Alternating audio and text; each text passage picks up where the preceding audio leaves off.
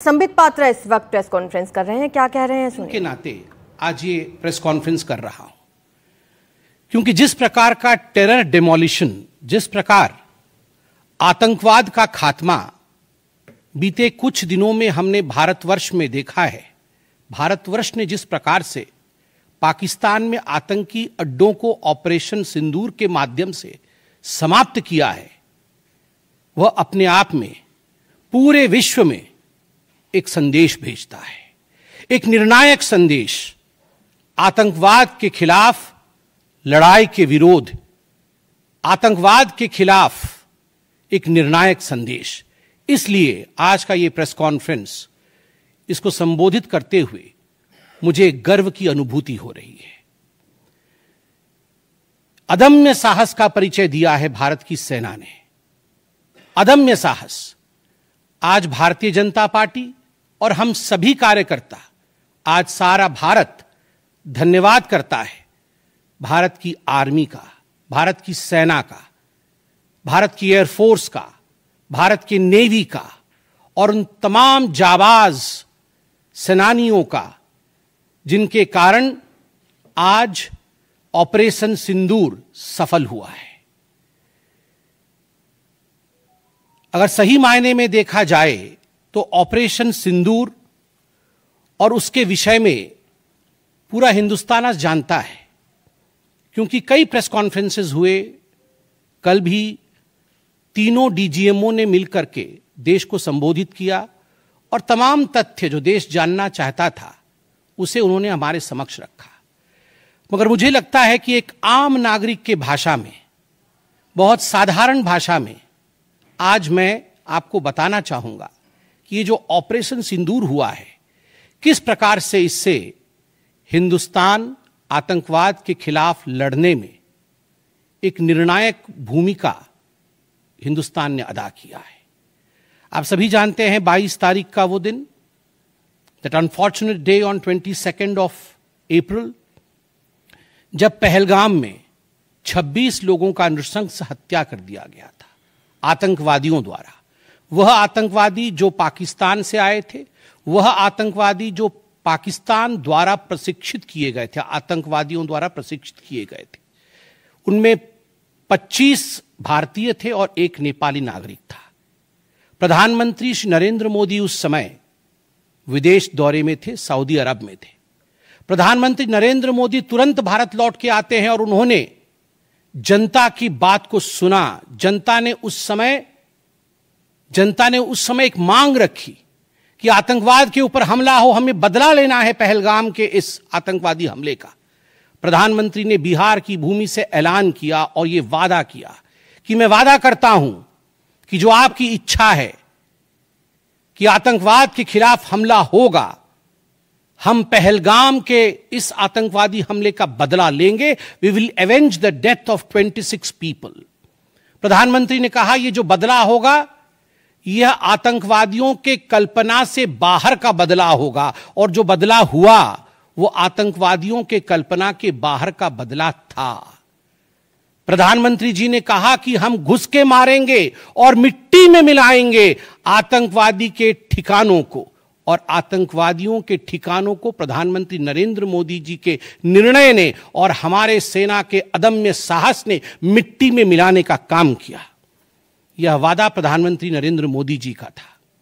22 तारीख से 7 मई तक लगभग ये 14 दिन आप सभी ने देखा, पूरे भारतवर्ष में एक प्रकार से एक माहौल टेंशन का था, प्रेशर का था कि तुरंत निर्णय किया जाए, तुरंत एक्शन में आया जाए। बहुत सूझबूझ के साथ, सोच समझ करके, स्ट्रैटेजी के साथ। पाकिस्तान भी जानता था कि हमला होगा, एयर स्ट्राइक पहले हो चुका था, किस प्रकार सर्जिकल स्ट्राइक पहले हो चुकी थी।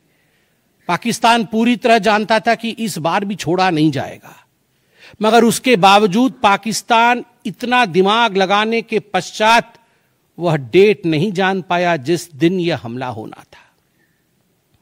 22 तारीख से 7 तारीख के बीच में कुछ नॉन मिलिट्री एक्शंस जिन्होंने पाकिस्तान को कमजोर किया, वह प्रधानमंत्री नरेंद्र मोदी जी ने और भारत की सरकार ने लिया। ये जो ऑपरेशन सिंदूर है, इसका एक मिलिट्री पोर्शन है तो एक नॉन मिलिट्री पोर्शन भी है। और नॉन मिलिट्री पोर्शन में सबसे बड़ी बात इंडस वाटर ट्रीटी, जो सिंधु नदी समझौता 1960 का था, उसे स्थगित किया गया, अबेयंस में रखा गया। आप सभी जानते हैं लगभग 90% पाकिस्तान जो है इसी पानी पर निर्भर करता है। लगभग 80% उनका जो कृषि है इस पानी पर निर्भर करता है। इस पानी को यदि रोक दिया जाए तो पाकिस्तान की 1/4 जीडीपी गिर जाती है। इस पाकिस्तान को अगर इस पानी से वंचित रखा जाए तो पाकिस्तान के हालात वैसे होंगे कि उनकी जीडीपी लुढ़केगी, कृषि लुढ़केगा।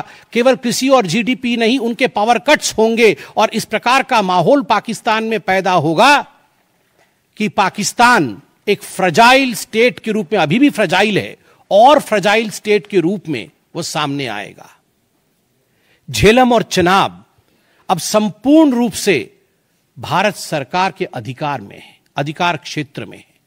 और जिस प्रकार से यहां हम बांध बनाने की और रिवर को आगे बढ़ाने की बात कर रहे हैं, नए रिजर्वॉयर, इरिगेशन और हाइड्रो पावर से जम्मू कश्मीर, लद्दाख, पंजाब एवं हरियाणा, इन राज्यों को बहुत फायदा मिलने वाला है। यह कहा गया कि पानी और खून एक साथ नहीं बहेगा। मित्रों, जरा सोच के देखिए, 50 वर्षों तक जो संभव नहीं हुआ था, किसी भी युद्ध में यह संभव नहीं हुआ था कि इंडस वाटर ट्रीटी को रोक दिया जाए। जो संभव नहीं हुआ था वह असंभव काम संभव हुआ इस बार। अटारी वाघा बॉर्डर को भी रोक दिया गया। दोनों देशों के बीच में कोई ट्रेड नहीं होगा और इसका खामियाजा कोई भुगतेगा तो वो पाकिस्तान की इकोनॉमी भुगतेगी। इसके साथ ही जिन लोगों के पास पाकिस्तान का वीजा था और वो हिंदुस्तान में, पाकिस्तान के नागरिक जो हिंदुस्तान के वीजा के साथ भारतवर्ष में रह रहे थे, उन सब को बाहर निकाला गया। पाकिस्तान का कोई भी आर्टिस्ट, कोई भी परफॉर्मेंस वो भारतवर्ष में नहीं हो सकता है। इस प्रकार के कड़े प्रतिबंध पाकिस्तान के ऊपर लगाए गए। माननीय प्रधानमंत्री श्री नरेंद्र मोदी जी ने लगभग 20 देशों के राष्ट्राध्यक्षों से सीधी बातचीत की। How to isolate Pakistan, how to fight against terrorism. और सबसे बड़ी बात है, तमाम देशों ने भारत का समर्थन किया। सऊदी अरब, यूएई, यूएस, आप सोचिए इस्लामिक वर्ल्ड के बड़े देश हैं सऊदी अरब और यूएई, इन्होंने भारतवर्ष का पूर्णतः समर्थन किया। जिस समय पहलगाम का हमला हुआ था, माननीय प्रधानमंत्री सऊदी अरब में थे। सऊदी अरब के अपने दौरे को जब वो छोड़ के आए, तब उनको वहां एश्योरेंस दिया गया कि आप जाइए, हम आपके साथ खड़े हैं, वी सपोर्ट यू, हम टेरर के खिलाफ आपके साथ कंधे से कंधा मिला के लड़ेंगे। Pakistan was isolated. ये जो नॉन मिलिट्री एक्शन लिया गया, आज मैं कहना चाहता हूं कि 50 वर्षों से भी अधिक समय तक जो टूल्स कभी इस्तेमाल नहीं किए गए थे, जिस क्षेत्र में भारतवर्ष कभी नहीं गया था, वह टूल्स इस्तेमाल किए गए और अपने आप में भारत के लिए यह बहुत बड़ी बात है। बहुत बड़ी बात है कि इंडस वाटर ट्रीटी को रोका गया। 20 से अधिक देशों का समर्थन, आतंकवाद के खिलाफ एक निर्णायक हमले की तैयारी, और 6 और 7 मई 2025 उस रात निर्णायक हमला होता है आतंकवाद के ऊपर। सभी जानते हैं कि 9 आतंकवादी ठिकाने जो पीओजेके में थे और पाकिस्तान में थे, उन्हें ध्वस्त किया गया। यह ऑपरेशन सिंदूर एक बहुत बड़ा दायरा तय करता है। इसने पूरे विश्व को दिखाया कि भारतवर्ष क्या कर सकता है। ऑपरेशन सिंदूर ने दिखाया कि केवल एलओसी नहीं, इंटरनेशनल बॉर्डर के पार जाके भी भारत पाकिस्तान के अंदर किसी भी टारगेट को प्रिसाइसली उस पर हमला कर सकता है और आतंकवाद के खौफ को समाप्त कर सकता है। इस पूरे ऑपरेशन का लक्ष्य क्या था, इसे समझने की आवश्यकता है। लक्ष्य क्या था क्या हमने लक्ष्य की पूर्ति की? What was the aim of operation Sindoor? Did we achieve what we aimed for? क्या लक्ष्य था? नंबर 1 लक्ष्य था आतंकवादी ठिकाने जो दूर दराज इलाके में हैं पाकिस्तान में, जहां आज तक कोई नहीं पहुंच पाया, जहां आज तक पाकिस्तान के आतंकवादियों को लगता था कि वो सुरक्षित हैं, वहां तक पहुंचना यह लक्ष्य था। दूसरा लक्ष्य था आतंकवादियों को ढेर करना, मार देना। तीसरा लक्ष्य था इन टारगेटों को जमींदोज करना, उन्हें मिट्टी से मिला देना। चौथा लक्ष्य था इस पूरे काम को करते हुए कोई भी सिविलियन, उसके ऊपर किसी प्रकार से कोई इंजुरी नहीं होना। और अंतिम लक्ष्य था किसी प्रकार के मिलिट्री, जो पाकिस्तान का मिलिट्री या सैन्य बेस हो, उसके ऊपर हमला नहीं करना। अर्थात यह लड़ाई आतंकवाद के खिलाफ थी। यह लक्ष्य था ऑपरेशन सिंदूर का। This was a fight against terrorism and terrorists. क्या हम लक्ष्य को पा पाए? आप देखिए, जब यह हमला हुआ तो 9 ठिकाने ध्वस्त हुए, उनमें 5 POJK में थे, पाक ऑक्यूपाइड जम्मू कश्मीर में, और 4 पाकिस्तान में थे। सबसे बड़ी बात है, पहली बार पंजाब प्रोविंस, जो कि पाकिस्तान का एक बहुत स्ट्रेटेजिक लोकेशन है, पंजाब प्रोविंस उनका हृदय है पाकिस्तान का, उसके अंदर भारतवर्ष घुस करके आतंकवादियों का सफाया करता है। यह अपने आप में छोटी बात नहीं है। This is a big achievement as far as Operation Sindoor is concerned. लश्कर तैयबा, जैश-ए मोहम्मद, हिजबुल मुजाहिदीन, इनके ठिकाने ध्वस्त होते हैं। और मैं यहां वो नाम पढ़ना चाहूंगा। ये जो 9 नाम है, 9 आतंकवादी ठिकाने, मैं आज देश से अपील करना चाहूंगा, तमाम भारतीयों से अपील करना चाहूंगा कि ये नाम हमें स्मरण करना है। आने वाले 100 वर्षों तक हमें इन नामों को याद दिलाते रहना है, दोहराना है। जब भी आतंकवाद सर उठाए तो हमें यह चित्र दिखाने हैं कि तुम्हारा क्या हश्र किया था ऑपरेशन सिंदूर ने, भारत की सेना ने, भारत की राजनीतिक इच्छा शक्ति ने और भारतीयों ने। इसलिए मैं नाम पढ़ना चाहूंगा। सवाई नाला कैंप मुजफ्फराबाद, जो POJK में है, 30 किलोमीटर दूर है LOC से, उसे ठिकाना लगाया गया। लश्कर तैयबा का ट्रेनिंग सेंटर था। 20 अक्टूबर 2024 सोनमर्ग में और 24 अक्टूबर 2024 गुलमर्ग में जो आतंकी हमले हुए थे, उसमें यहां से आतंकवादी आए थे। और सबसे बड़ी बात, 22 अप्रैल 2025 को जो आतंकवादी आकर पहलगाम में हमारे नागरिकों को मार के गए थे, हमारी बहनों के माथे से जिन्होंने सिंदूर पोंछने का काम किया था, उनका प्रशिक्षण भी इसी केंद्र में हुआ था, सवाई नाला कैंप मुजफ्फराबाद। सैयदाना बिलाल कैंप मुजफ्फराबाद, ये जैसे मोहम्मद का ट्रेनिंग सेंटर था, ये दूसरा कैंप जो ध्वस्त हुआ। गुलपुर कैंप कोटली, ये LOC से 30 किलोमीटर दूर था, लश्कर तैयबा का बेस था। और 20 अप्रैल 2023 को पुंछ में, 9 जून 2024 को जो तीर्थ यात्री को बस में हमला करके मारने का काम किया था आतंकवादी, यहां गुलपुर कैंप से आए थे जो कोटली में है, उसे ध्वस्त किया गया। बरनाला कैंप बिरगढ़, बरनाला कैंप जो 9 किलोमीटर दूर है LOC से, उसे समाप्त किया गया। अब्बास कैंप कोटली जो 13 किलोमीटर दूर है LOC से, लश्कर तैयबा का फिदाइन सेंटर है और 15 आतंकवादियों को एक साथ ट्रेन कर सकता है, उसे ध्वस्त करके गिराया गया। सरजाल कैंप सियालकोट अंतर्राष्ट्रीय सीमा से 6 किलोमीटर दूरी पर है, इंटरनेशनल बॉर्डर से। सांभा कठुआ के सामने है। और मार्च 2025 में जम्मू और कश्मीर पुलिस के 4 जवान शहीद हुए थे, उनको मारने का काम इन्हीं आतंकवादियों ने किया था जो सरजाल कैंप से आए थे सियालकोट के। उस कैंप को ध्वस्त कर दिया गया।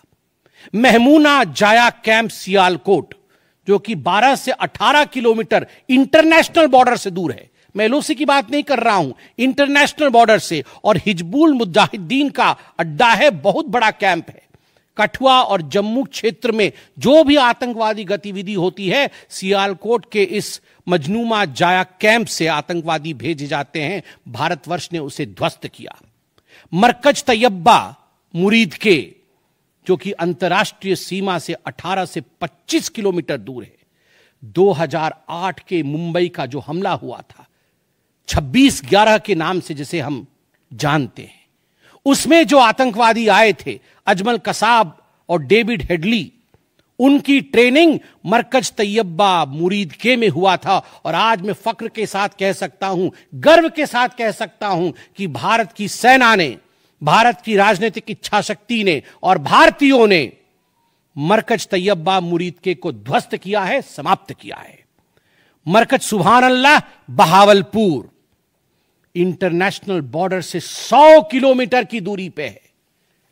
विश्व में किसी ने ऐसा नहीं सोचा होगा, पाकिस्तान ने तो सपने में भी नहीं सोचा होगा कि भारत की सेना के पास, भारत की एयरफोर्स के पास और भारत के राजनेताओं के पास ऐसी इच्छा शक्ति होगी कि इंटरनेशनल बॉर्डर से 100 किलोमीटर दूर घुस के वो हमारे आतंकी अड्डे को ध्वस्त कर सकते हैं। मरकज सुभान अल्लाह, जो कि जैशे मोहम्मद का मुख्यालय था, उस मुख्यालय को भारत की वायुसेना ने ध्वस्त किया। यह कोई छोटा विषय नहीं है। यह बहावलपुर एक ऐसा स्थान है जहां यूनाइटेड स्टेट्स, यूएस भी अपने ड्रोन नहीं भेज पाया था। उस जगह पे भारत घुस के मारता है। आज का भारत, आज का नया भारत यही है। ये नाम, जो 9 नाम मैंने पढ़े, हमें याद रखने चाहिए, मगर उन नामों के साथ मैं कुछ और भी बताना चाहता हूं। जो आतंकवादी मारे गए, एक लक्ष्य था आतंक के ठिकानों को, आतंक के अड्डों को सफाई करना, ध्वस्त कर देना। दूसरा लक्ष्य था ऑपरेशन सिंदूर का, आतंकवादियों को चुन चुन कर मारना, उन्हें मिट्टी में मिलाना। 100 से अधिक आतंकवादी मारे गए, 100 से अधिक।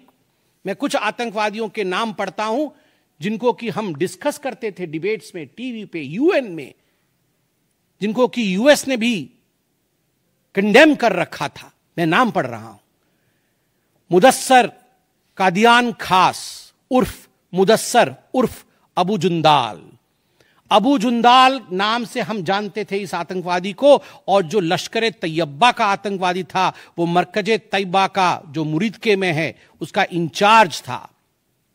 जब वो मरा तो उसके गार्ड ऑफ ऑनर, उसका जो जनाजा निकला, उसमें पाकिस्तान के आर्मी के अधिकारी थे, पाकिस्तान आर्मी के चीफ थे, पंजाब सीएम मरियम नवाज भी उसमें रही। आप सोचिए, ये एक सरकारी जमीन पर हुई और तमाम बड़े लोग, सरकारी लोग पाकिस्तान के उसमें शामिल हुए, जिससे कि यह सिद्ध होता है कि terror and the sponsors of terror are hand in glove together. आतंकवादी और जो आतंकवादियों को बढ़ावा देने वाले, वो एक साथ काम करते हैं। दूसरा, हाफिज मोहम्मद जमील, ये जैशे मोहम्मद का आतंकवादी है। ये ब्रदर इन लॉ, साला था मौलाना मसूर अजहर का, और इंचार्ज था मरकज सुभान अल्लाह बहावलपुर का, वह भी मारा गया। तीसरा आतंकवादी मोहम्मद यूसुफ अजहर उर्फ उस्ताद जी उर्फ मोहम्मद सलीम उर्फ घोशी साहब, जैसे मोहम्मद का नामी आतंकवादी, और यह भी मौलाना मसूद अजहर से जुड़ा हुआ था और यह वेपन ट्रेनिंग देता था जैशे मोहम्मद का। और सबसे बड़ी बात, IC 184 के हाईजैकिंग में इसका हाथ था। IC 814 के हाईजैकिंग में इसका हाथ था, वह भी मारा जाता है। चौथा आतंकवादी खालिद उर्फ अबू अक्स का। खालिद ये लश्कर तैयबा का आतंकवादी था, फैसलाबाद में मारा गया और वहां उसका फ्यूनरल होता है। अब मैं ये तस्वीर दिखाना चाहूंगा, आप ये तस्वीर देखिए। ये तस्वीर कोई साधारण तस्वीर नहीं है। यह तस्वीर है उन आतंकवादियों का जिनका जनाजा निकला। और इस तस्वीर में मैं दिखाना चाहूंगा कि ये जो खड़ा है सामने व्यक्ति, इस व्यक्ति का नाम है, ये LET का कमांडर है, लश्कर तैयबा का कमांडर है अब्दुल रऊफ। अब्दुल रऊफ जो खुद एक स्पेशली डेजिग्नेटेड ग्लोबल टेररिस्ट, जिसको यूएस के ट्रेजरी बेंच ने डेजिग्नेट कर रखा है, अमेरिका के ट्रेजरी बेंच ने इसे आतंकवादी घोषित कर रखा है, वह सामने खड़ा है जनाजे में, और उसके पीछे जो खड़े हैं, मैं एक एक करके नाम पढ़ता हूं। लेफ्टिनेंट जनरल फैयाज हुसैन शाह, जो कि लेफ्टिनेंट जनरल है पाकिस्तान आर्मी के, मेजर जनरल राव इमरान सरताज, जो कि मेजर जनरल है पाकिस्तान आर्मी के, ब्रिगेडियर मोहम्मद फुरकान शब्बीर पाकिस्तान आर्मी के, डॉक्टर उस्मान अनवर आईजीपी पंजाब, और Malik Sohaib Ahmed Bharth member of provincial assembly of Punjab. ये बड़े बड़े लोग, तथाकथित सरकार के बड़े बड़े लोग, पाकिस्तान के आतंकवादियों के जनाजा में शामिल होने आए हैं, और जनाजे को लीड कर रहा है एक आतंकवादी, डेजिग्नेटेड आतंकवादी। और आप देखिए ये बिफोर और आफ्टर, ये जितने भी मैंने आपको अभी आतंकवादी ठिकानों का नाम बताया, किस प्रकार उनकी परिस्थिति थी और क्या उनकी परिस्थिति हुई, यह इस तस्वीर से हम देख सकते हैं। तो उद्देश्य मैं बता रहा था, ऑपरेशन सिंदूर का उद्देश्य बहुत स्पष्ट था। उसका उद्देश्य था आतंकवाद के ठिकाने को ध्वस्त करना, आतंकवादियों को मारना और आतंकवाद के खिलाफ एक संदेश भेजना, और उसमें हम सफल हुए। पहली बार एक बात पूरे विश्व ने देखा कि पाकिस्तान का हर इंच भारत के पहुंच के अंदर है। कोई कोना पाकिस्तान का ऐसा नहीं है जो भारत के पहुंच से बाहर हो। और आप सोच के देखिए, पाकिस्तान का एयर डिफेंस सिस्टम फेल हो जाता है। पाकिस्तान का एयर डिफेंस सिस्टम फेल हो जाता है जिस समय 6 और 7 के रात के बीच ये पूरी कार्यवाही हो रही थी। रफाल विमान द्वारा स्काल्प और हैमर मिसाइल्स के माध्यम से 23 मिनट के अंदर, 23 मिनट्स के अंदर एक विंडो था, जिस विंडो के अंदर ये 9 के 9 आतंकवादी ठिकाने उन्हें ध्वस्त कर दिए गए। 23 मिनट में पूरा विश्व ने देखा कि भारत क्या कर सकता है।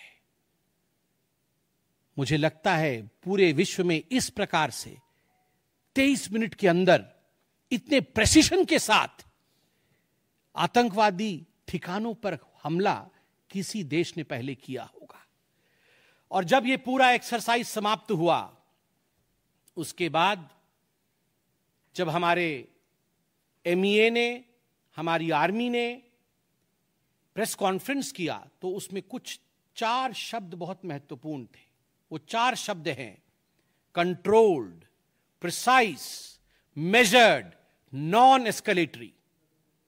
हमने ये जो 9 अड्डे ध्वस्त किए वो कंट्रोल्ड तरीके से ध्वस्त किए। प्रिसाइज, कोई सिविलियन अड्डा या कोई मिलिट्री टारगेट नहीं था, प्रिसाइज टारगेट था, आतंकवादी ठिकाने, उनको ध्वस्त कर दिए। मेजर्ड, जितना ध्वस्त करना था उतना ध्वस्त किया, उसके अगल बगल के किसी स्ट्रक्चर को ध्वस्त नहीं किया। जहां आतंकवादी थे उनके ठिकाने में घुस के उनको मार के निकले।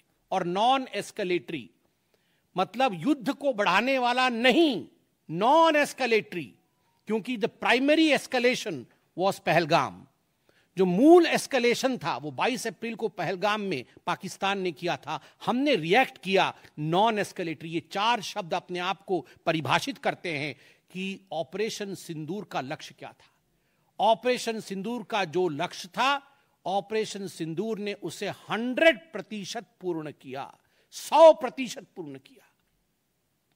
इसलिए आज हिंदुस्तान, भारतवर्ष गर्व के साथ कह सकता है कि ऑपरेशन सिंदूर एक ऐसा ऑपरेशन था जो 100% सक्सेसफुल था। और जितने हमारे जाबाज पायलट्स गए थे राफेल के साथ, उतने लौट के आए और आतंकवादी ठिकानों को ध्वस्त करके आए, और किसी सिविलियन को नहीं मारा, किसी मिलिट्री बेस को नहीं मारा। मगर दुखद है, जैसा कि पाकिस्तान से एक्सपेक्टेड है, पाकिस्तान उसके पश्चात रिटेलिएशन करता है, पाकिस्तान अपने ड्रोन्स इत्यादि भेजता है, मगर भारत की सिस्टम ने पाकिस्तान के इन ड्रोन्स को, इन मिसाइल्स को हवा में ही समाप्त कर दिया। और सबसे बड़ी बात है, एयर डिफेंस सिस्टम लाहौर का 7 और 9 तारीख के बीच लाहौर के एयर डिफेंस सिस्टम को समाप्त करने का काम हिंदुस्तान ने किया। और 9 और 10 तारीख के बीच, 9 मई और 10 मई के बीच 11 एयर बेसेस को, पाकिस्तान के 11 एयर बेसेस को ध्वस्त करने का काम भारतवर्ष ने रिटेलिएशन में किया। जब पाकिस्तान ने भारतवर्ष के ऊपर एस्केलेशन किया तो भारतवर्ष ने 11 एयर बेसेस को समाप्त किया। इन एयर बेसेस के नाम भी हमें याद रखने चाहिए। तमाम भारतीयों को वो 9 नाम आतंकवादी ठिकाने याद रखने चाहिए, स्मरण होना चाहिए। और ये जो 11 एयरबेस हैं, हिंदुस्तान अपने पर आ जाए तो क्या कर सकता है अपने लोगों को बचाने के लिए। ये 11 नाम भी मैं पढ़ता हूं। नूर खान, ये नूर खान वह एयरबेस है जहां पर एयर टू एयर रिफ्यूएलिंग करने की क्षमता है। हवा में उड़ रही हो अगर आपका विमान, तो एयर टू एयर रिफ्यूएलिंग यही नूर खान से हो सकती है। जब भारत ने नूर खान को ध्वस्त किया तो जो जहाज थे पाकिस्तान के, उनके पास वो क्षमता नहीं रही कि वो हवा में अधिक समय तक युद्ध कर सके, उन्हें नीचे उतरना ही पड़ा। नूर खान, रफीकी, मुरीद, सुक्कूर, सियालकोट, पसरूर, चुनियान, सरगोदा, स्कारू, बुलारी और जकोबाबाद, ये तमाम मैं फोटोज लेके आया हूं। जकोबाबाद का ये फोटो देखिए, क्या था पहले और क्या हुआ बाद में, क्या था पहले और क्या हुआ बाद में, आप देख सकते हैं परखच्चे उड़ गए। यह है प्रिसीशन ऑफ इंडियाज अटैक। तमाम फोटो हैं यहां पे, किस प्रकार से हमने एक एक करके उनके एयर बेसेस को समाप्त किया। आप देख सकते हैं सारे एयर बेसेस के हम फोटो लेके आए हैं, जकोबाबाद से लेके बाकी तमाम। क्योंकि आपने ये सब देखा हुआ है, मैं अधिक समय नहीं लूंगा। आर्मी ने आपको दिखाया है, डीजीएमओज ने आपको दिखाया है, इसलिए मैं इसको आपको दिखा के दोबारा I would not like to take much time, but मैं रिमाइंड करना चाहूंगा कि 11 एयर बेसेस को हमने ध्वस्त किया। और इसमें एक बड़ा विषय है, पहली बार विश्व में किसी देश ने एक न्यूक्लियर कंट्री के अंदर घुस करके उनके एयर बेसेस को समाप्त करने का काम किया। पाकिस्तान एक न्यूक्लियर कंट्री है, उसके अंदर घुस करके उनके एयर बेसेस को 20% पाकिस्तान के एयरफोर्स के इंफ्रास्ट्रक्चर को भारतवर्ष ने नाकाम कर दिया। 20% of PAF's infra was destroyed by India. Just imagine, एक न्यूक्लियर कंट्री है, उसमें घुसकर मारना, यह अपने आप में पूरे विश्व में पहला इंस्टेंस है। और भुलारी एयरबेस में 50 PAF पाकिस्तान एयरफोर्स के जवान मारे गए, जिसमें स्क्वाड्रन लीडर उस्मान यूसुफ भी मारे गए। कुल मिलाकर के 9 आतंकी ठिकाने, 11 एयरबेस, 100 से अधिक आतंकी, 50 जवान और अपनी इज्जत, यह पाकिस्तान ने खोया है। I repeat, what Pakistan has lost via operation Sindoor. 9 आतंकी ठिकाने, बड़े बड़े आतंकी ठिकाने, 11 एयरबेस, 100 से अधिक आतंकवादी, 50 से अधिक जवान और अपनी इज्जत, यह पाकिस्तान ने खोया है। यह झटका पाकिस्तान सह नहीं पाया और उनके डीजीएमओ का 10 तारीख को ही फोन आया। और उसके पश्चात मैं कहूंगा यह सीज फायर नहीं, यह एक अंडरस्टैंडिंग है। यह एक अंडरस्टैंडिंग है कि यदि भविष्य में किसी प्रकार का कोई भी आतंकी हमला होता है तो यह अंडरस्टैंडिंग तोड़ दी जाएगी। हमने करके दिखाया है, जो पहले कभी नहीं हुआ था वो हुआ है इस बार। अंदर घुस के मारा है हमने, यह एक अंडरस्टैंडिंग है। और सबसे बड़ी बात है, पाकिस्तान में उनके मौलाना, उनके मौलवियों ने पाकिस्तान का साथ नहीं दिया, मगर हिंदुस्तान की एकता देखिए, हिंदुस्तान का भाईचारा देखिए। पूरा देश एक होकर खड़ा हुआ। पूरा देश सेना के पीछे, सेना के अदम्य साहस के पीछे, हमारी राजनीतिक इच्छा शक्ति के पीछे पूरा भारत एक होकर खड़ा हुआ। और आज मैं कहना चाहता हूं कि आज पाकिस्तान पूरे विश्व में अलग थलग पड़ा है। पहले भी ऐसे वक्त थे, अनेकों प्रयास भारतवर्ष करता था। पहले हम सबूत देते थे, प्रयास करते थे डोजियर के माध्यम से पाकिस्तान को प्रूफ दे आतंकवाद का। वो डोजियर लेती थी मगर उस पर काम नहीं करती थी। मगर आज नए भारतवर्ष ने पाकिस्तान को बख्शा नहीं है। आतंकवाद के खिलाफ एक निर्णायक लड़ाई हुई है और प्रधानमंत्री जी ने स्पष्ट कहा है, वहां से यदि गोली आती है तो यहां से गोला जाएगा। इसी के साथ मैं अपने वक्तव्य को समाप्त करता हूं। कोई प्रश्न हो तो अवश्य पूछें।